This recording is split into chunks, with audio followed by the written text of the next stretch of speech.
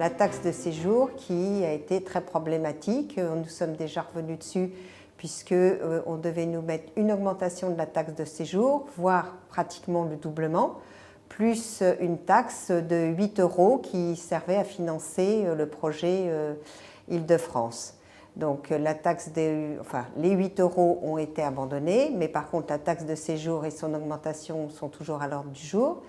Donc il y a eu des réunions au Quai d'Orsay qui sont plutôt favorables à nos demandes, des réunions à la mairie de Paris où une étude est faite au niveau de tous les hôtels, c'est-à-dire d'une étoile jusqu'au palace.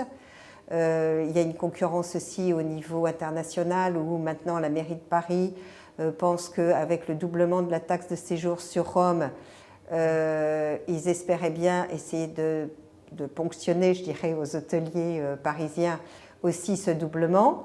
Je crois qu'on est arrivé dans nos négociations à quelque chose de plus équitable et qu'on n'aura pas le doublement de la taxe de séjour, mais forcément on aura une augmentation sur cette taxe de séjour, voire une augmentation aussi, même une création de taxe de séjour pour les hôtels 5 étoiles et une taxe de séjour spéciale peut-être aussi pour les palaces.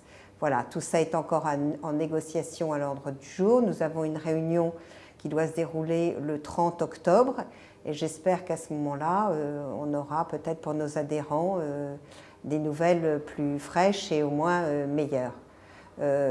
Il y a un autre sujet sur la taxe de séjour, c'est le passage du réel nous sommes pour l'instant au forfait. La ville de Paris avait décidé que la taxe de séjour était au forfait et donc nous essayons que cette taxe passe au réel, ce qui serait nettement plus bénéfique et aux yeux des hôteliers plus juste, puisque à l'époque de la taxe de séjour, on avait 2 abattements. Un a déjà été supprimé par la ville de Paris.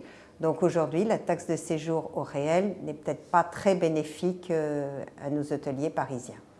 Voilà, donc la mairie essaye de reconsidérer quand même ce sujet et je pense que très prochainement, nous aurons des nouvelles. Alors le Synorcat a effectivement beaucoup contribué dans ce dossier, a poussé le dossier au niveau le plus haut pour pouvoir avoir des appuis, y compris des appuis du gouvernement, puisque quand même notre ministre est très favorable à nos propos. Donc on pense effectivement aboutir sur cette cause. Alors il y a aussi une autre cause que l'on défend particulièrement, ou tout au moins que auxquelles les hôteliers sont très sensibles, c'est la classification hôtelière.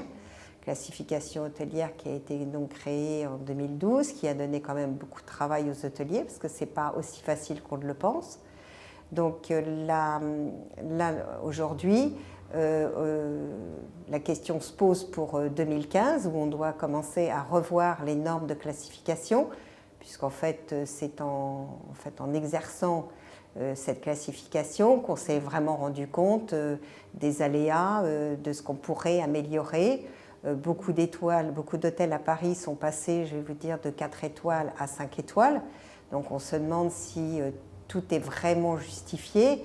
Est-ce que des compensations n'ont pas à être revues à la baisse ou à la hausse?